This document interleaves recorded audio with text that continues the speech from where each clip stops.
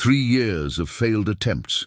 3 years of watching apex predators flee at the first scent of human presence, and now this, a massive she-wolf standing at the edge of their sanctuary with something unprecedented in her amber eyes.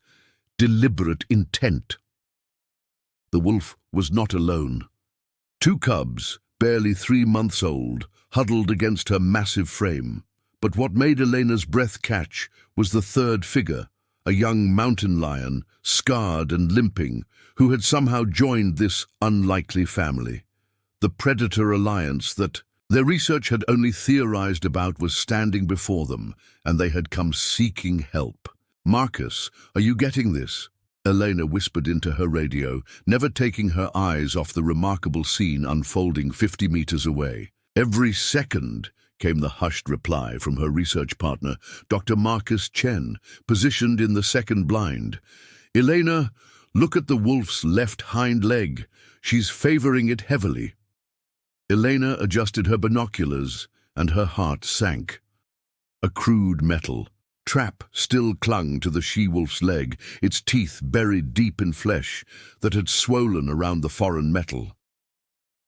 Blood had dried in dark streaks down her leg, and yet she had traveled, Elena estimated from the tracking data, nearly 40 kilometers.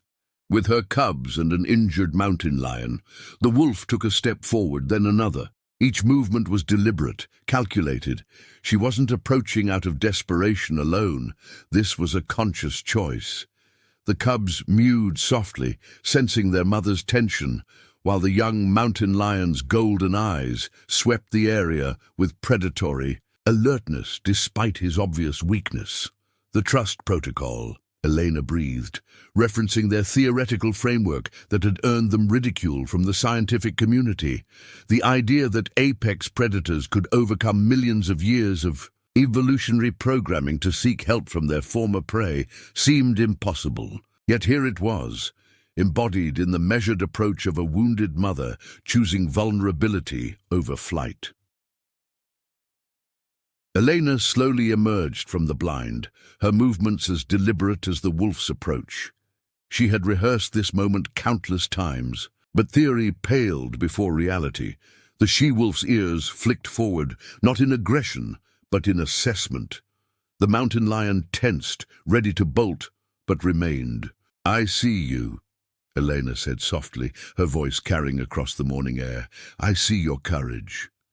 The wolf took another step, and Elena noticed something that made her pulse quicken with hope and heartbreak combined. Around the wolf's neck hung a makeshift collar, not of human design, but woven from grasses and small bones. Similar adornments marked both cubs and the mountain lion. Ceremonial markings that spoke of intelligence, of culture, of a decision made not in desperation, but in calculated trust. For 30 minutes they stood in tableau, human and predators, separated by space, but connected by a moment that would reshape everything they understood about the relationship between humanity and the wild. The she-wolf's breathing was labored, the trap's infection spreading, but her gaze remained steady on Elena's face. Finally, the wolf lay down, a gesture of ultimate vulnerability, and nudged her cubs forward. The message was unmistakable. "Help us, and we will let you near our most precious treasures." Elena took her first step toward a new world, tears streaming down her face as she realized she was witnessing the birth of something unprecedented. Predators choosing peace, mothers choosing trust, and humanity being offered a chance at redemption it had never expected to receive. The makeshift veterinary station buzzed with quiet urgency as Elena worked to remove the trap from the she-wolf's leg. What should have been a routine procedure had become something far more profound, a surgery performed under the watchful eyes of not just the wolf's cubs, but an entire ecosystem that seemed to hold its breath. Dr. Marcus Chen monitored the wolf's vital signs, while Elena carefully maneuvered the surgical tools around the infected wound. But it was the presence of others that made this moment extraordinary. The young mountain lion lay just meters away, accepting IV fluids for severe dehydration. 3 ravens perched on the medical station's roof, their black eyes tracking every movement. A red fox sat at the perimeter, and most remarkably a black bear Sioux, with 2 cubs observed from the tree line. "They're all here," whispered Dr. Sarah Okafor, the wildlife behaviorist who had joined their team after word of the Trust event spread through the scientific community. "Look at their positioning. They're not just watching, they're bearing a witness." Elena paused in her work, suddenly aware of the magnitude of what was happening. This wasn't just medical treatment. It was a ceremony, a crossing of boundaries that had stood since the dawn of consciousness. The she-wolf, whom they had named Akela after the fictional wolf leader who showed wisdom, remained conscious throughout the procedure, her amber eyes never leaving Elena's face. Her pupils are responsive, but there's something else, Marcus observed, checking Akela's eyes with a small flashlight. She's deliberately maintaining eye contact. In wolf behavior, that's either extreme aggression or trust. Eleanor finished. She's showing us trust. As Eleanor worked to clean the infected wound, she became aware of soft sounds, not whimpers of pain, but something else entirely. Akela was making low, rhythmic vocalizations, almost like a chant. The cubs responded with their own quiet sounds, creating a harmony that seemed to resonate through the clearing. "Are you recording this?" Sarah asked Marcus, her voice filled with wonder. "Every note," he confirmed. "But Elena, look at the other predators." Elena glanced up to see the mountain lion, a young male they'd named Aurelius, lifting his head despite his weakness. His golden eyes were fixed on Akela, and he was making soft chirping sounds in response to her vocalizations. The ravens on the roof began a low, warbling call that somehow harmonized with the mammals below. "They're singing," Elena realized, her hands steady despite the emotional magnitude of the moment. "They're singing her through this. The surgery took 3 hours, 3 hours during which predators who should have been enemies maintained vigil together. 3 hours during which Elena felt the weight of representing all of humanity in this unprecedented moment of vulnerability and trust. When she finally extracted the last piece of the trap, when she sutured the cleaned wound and administered antibiotics, the forest itself seemed to exhale. Akela rose carefully, testing the weight on her treated leg. Her cubs immediately pressed against her, their relief palpable. But then she did something that brought tears to every human observer's eyes. She approached Elena directly, touched her nose to Elena's forehead, and made a sound none of them had ever heard from a wolf before. It was soft, questioning, and unmistakably grateful. "She's thanking you," Sarah whispered, her professional composure cracking. "A wild wolf is thanking you." As the day waned, the assembled predators began to disperse, but not randomly. Each approached the medical station. Each made some form of contact or acknowledgement with the human team. The black bear sow brought her cubs close enough to observe, teaching them that humans could be healers, not just threats. That night, as the team reviewed their footage and data, they realized they had documented more than successful medical intervention. They had recorded the moment when the ancient contract between predator and prey was rewritten, when trust became a choice rather than an impossibility, and when healing began to flow in directions evolution had never intended. Akela and her cubs settled into a comfortable spot near the research station that night, close enough to seek help if needed, far enough to maintain dignity. As Elena watched them through the window, she understood that tomorrow would bring new challenges, but also new possibilities for a world where predators chose peace and mothers chose trust. 6 months after Akela's first crossing, the Predator Trust Initiative had evolved from a single research station to something unprecedented in human history. a network of interspecies cooperation that defied every assumption about the natural world. Elena stood in what was now called the Central Sanctuary, watching as morning brought its daily miracle, predators arriving not just for medical aid, but for something far more complex. A family of lynx approached from the north, their spotted coats gleaming in the dawn light. They moved with the measured pace Elena had learned to recognize, not the desperate flight of wounded animals, but the purposeful approach of beings seeking alliance. Behind them, keeping respectful distance, a small pack of coyotes followed. Natural enemies moving in conscious cooperation. The morning delegation, Marcus observed, joining Elena at the observation post.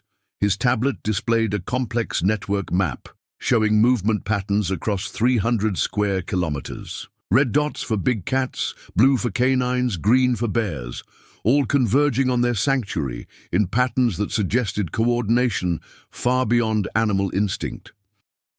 "Look at this," Dr. Sarah Okafor called from her research station, her voice filled with barely contained excitement. "The wolves from Akela's extended pack have started teaching hunting techniques to the orphaned mountain lion cubs, not just coexisting, actively collaborating." Elena walked toward the teaching ground, a natural amphitheater where the most remarkable transformation was taking place. Akela, fully recovered, but bearing proud scars from her ordeal, stood alongside Aurelius, who had grown strong and confident in the months since his rescue. Between them, 3 orphaned mountain lion cubs practiced hunting techniques under the guidance of both species. But the true miracle was the human presence in this scene. Dr. James Whitehorse, a Lakota veterinarian who had joined their team, sat cross-legged nearby, not as an observer, but as a participant. The cubs regularly approached him for reassurance, and Akela herself would often seek his attention for affection that went far beyond medical necessity. "They're not just tolerating us," Elena realized aloud. "They're integrating us into their social structures." The complexity of what was emerging became clear when a new situation arose that afternoon. An injured grizzly bear approached the sanctuary, but this one was different.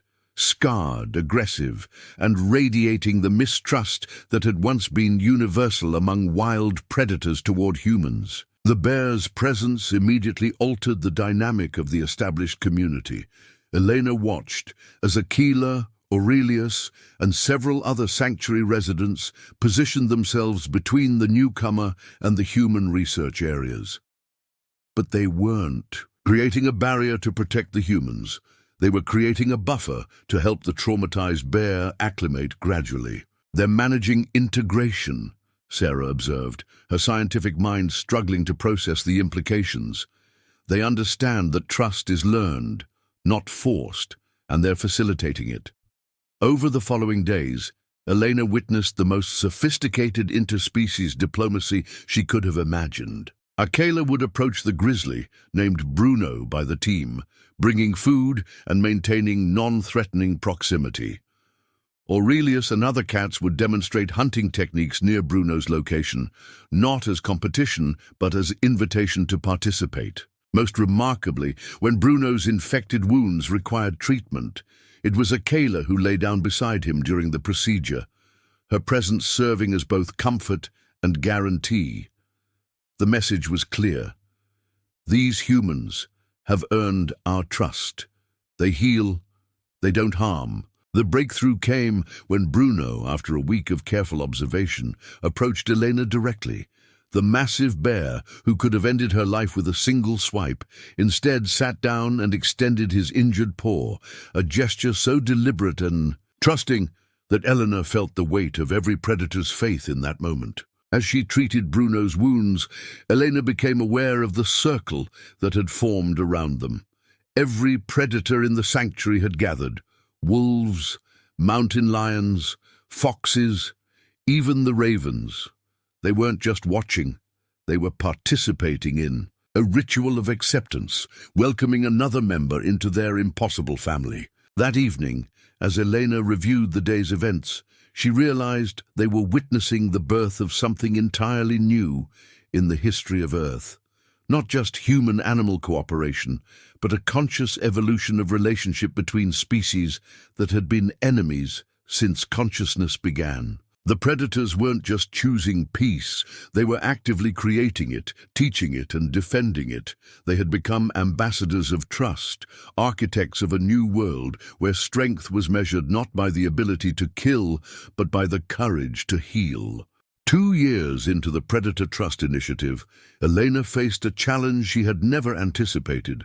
The first generation of cubs and young predators who had known nothing but cooperation with humans.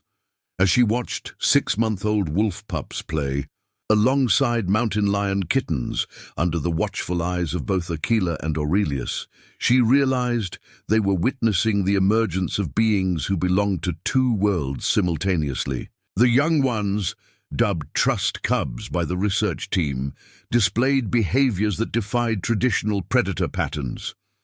They approached humans with curiosity rather than caution, sought comfort from both their animal families and human caregivers, and most remarkably, had developed communication patterns that bridged species. "Listen to this," Dr. Marcus Chen said, playing audio from the overnight monitoring system. The sounds were extraordinary. Wolf pups making soft chirping calls typically associated with big cats, while mountain lion kittens produced low, harmonic sounds reminiscent of wolf communication. Dr. Sarah Okafor, now leading the behavioral integration studies, looked up from her notes with wonder. They're creating a hybrid language, not just mimicking, actually innovating new forms of interspecies communication. The implications became clear when a crisis tested the bonds they had built. A wildfire, sparked by lightning and fed by drought conditions, threatened to overrun the sanctuary. As evacuation protocols activated, Elena prepared for the heartbreak of watching their carefully built trust shatter under the primal need for survival. Instead, she witnessed something that would redefine her understanding of intelligence, loyalty, and love. Aquila and her pack didn't flee. Instead, they began herding the trust cubs, not just their own species, but all the young predators, toward the human evacuation vehicles. Aurelius and the other adult cats abandoned their natural instinct to scatter individually, instead coordinating with the wolves to guide the young ones to safety. "They're evacuating together," Elena whispered into her radio, hardly believing what she was seeing. "They're treating the evacuation as a pack movement, all species, humans included." But it was 8-year-old Maria Santos, daughter of the sanctuary's logistics coordinator, who demonstrated the true depth of what they had created. When one of the trust cubs, a young lynx named Senna, became separated in the smoke and chaos, Maria didn't hesitate. She slipped away from the adult humans and followed the sounds of Senna's distressed calls. Elena's heart stopped when she realized Maria was missing, but before she could organize a search, she spotted a remarkable sight through the smoke. Aquila emerged from the forest, carrying Senna gently in her mouth, while Maria rode on the back of Aurelius, both child and cat calm despite the surrounding chaos. "The predators rescued our child," Dr. Whitehorse observed, his voice thick with emotion. "They risk their lives for human cubs, just as they would for their own." The evacuation to the temporary facility 40 kilometers away revealed the full extent of the transformation. Predators, who should have scattered to individual survival mode instead, maintained their integrated social structure. Adult wolves assigned themselves to guard duty over mountain lion kittens. Big cats shared food with wolf pups, and throughout the 3-day evacuation, they all sought comfort from their human companions. Most remarkably, when they returned to the fire-damaged sanctuary, the rebuilding became a collaborative effort. Adult predators would bring materials, branches, stones, even small prey, to feed the exhausted human workers. The trust cubs served as messengers between work groups, carrying tools and supplies with the efficiency of trained assistants. Elena realized that they hadn't just created a sanctuary for injured predators, They had birthed a new form of civilization, one where strength protected the vulnerable regardless of species, where intelligence was shared rather than hoarded, and where the ancient barriers between predator and prey had been replaced by something unprecedented: family. As she watched, Maria teaching Senna and the other trust cubs how to use simple tools, while Akela and Aurelius observed with what could only be described as parental pride, Elena understood that they had crossed a threshold from which there could be no return. These children, both human and predator, belonged to a world their ancestors could never have imagined, where trust was not just possible, but natural, where cooperation was not just survival strategy, but love. The trust cubs would grow up to be ambassadors to both their natural homes and human civilization, carrying with them the knowledge that former enemies could become family, that predators could choose peace, and that the future belonged to those brave enough to trust. 5 years after Akela's first crossing, Elena stood before the Global Conservation Council, preparing to present findings that would forever change humanity's relationship with the natural world. Behind her, a live video feed showed the impossible. The Predator Trust Initiative had expanded to 17 locations across 6 continents, each one a thriving community where apex predators and humans lived and worked together. But the true revolution wasn't in the numbers. It was in the fundamental shift in consciousness that had rippled outward from that first moment of trust. The trust cubs, now adolescents, had become ambassadors to their own species, teaching wild predators that humans could be allies rather than enemies. More remarkably, they had begun establishing their own sanctuary sites, expanding the network. Through pure predator-to-predator communication, the economic impact alone has been staggering, Elena reported to the assembled delegates. Livestock predation has dropped by 87% in regions surrounding Trust Initiative sites. Tourism revenue has increased by 340%, but these statistics pale beside the deeper transformation we're witnessing. On the screen behind her, footage played of scenes that had become routine but remained miraculous. A farmer in Montana working alongside a pack of wolves to protect his sheep from wild coyotes. A forest ranger in Siberia traveling with a family of bears to monitor illegal logging. Indigenous communities in Canada collaborating with mountain lions to track climate change impacts on traditional hunting grounds. Dr. Whitehorse, now director of the Global Predator Alliance, stepped forward to address the cultural implications. The predators aren't just choosing peace, they're actively maintaining it. We've documented cases where established trust communities have intervened to prevent conflicts between humans and non-allied predators. They've become peacekeepers, teachers, bridge builders. But it was Maria Santos, now 13, and the world's first official human-predator liaison, who delivered the presentation's most powerful moment. Flanked by Senna, the lynx who had grown up as her closest companion, and 2 trust cubs from the second generation, she spoke with the authority of someone who had never known a world where such cooperation wasn't possible. You see this as miraculous. Maria addressed the assembly, her voice steady despite the weight of history resting on her words. But for us, for my generation and the trust cubs, this is just normal. We can't imagine a world where we don't work together, where we don't take care of each other regardless of species. She gestured to Senna, who approached the podium with the confidence of a being who had never learned to fear humans. Senna speaks 3 human languages and can communicate with 7 predator species. The trust cubs aren't just bilingual, they're multilingual across species lines. They're creating a new form of consciousness that bridges evolutionary gaps we thought were permanent. Elena watched as delegates who had arrived skeptical found themselves leaning forward, captivated by the sight of a teenage girl and a lynx demonstrating communication techniques that seemed to blend telepathy with vocalization, gesture with scent-marking technology with pure instinct. The session's climax came when Akela herself entered the assembly hall. Now a matriarch whose offspring had established trust communities across North America, she moved with the dignity of an elder stateswoman.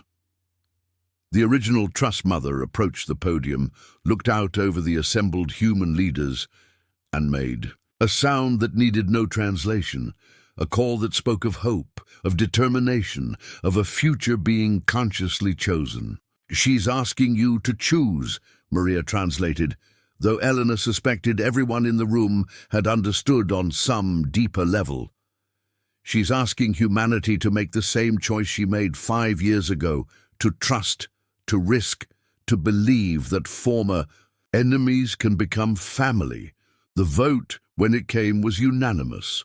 The Global Conservation Council formally recognized the Predator Trust Initiative as humanity's official interspecies diplomatic program. Funding was allocated not just for expansion, but for the establishment of trust schools, where human children and predator cubs would learn together, creating a generation for whom cooperation across species lines would be instinctual rather than learned. As Elena walked back to the sanctuary that evening, she found Akela waiting at the edge of the forest, the same spot where their journey had begun. The wolf was older now, her muzzle touched with silver, but her amber eyes held the same intelligent determination that had changed the world. Beside Akela stood representatives of the expanding alliance: bears, mountain lions, wolves, even a young jaguar from the Brazilian initiative. But surrounding them were the children, human and predator youth, who played together, learned together, and dreamed together of a world where trust was stronger than fear. Elena knelt and placed her hand on Akela's greyed muzzle, feeling the warm breath of the being who had dared to believe that predators could choose peace, that mothers could trust their former enemies with their most precious treasures. "Thank you," Elena whispered. "Thank you for teaching us that evolution isn't just about survival. It's about choosing who we become." Akela's response was a sound Elena had learned to recognize over the years. Not quite a howl, not quite a purr, but something new that belonged to the world they had built together.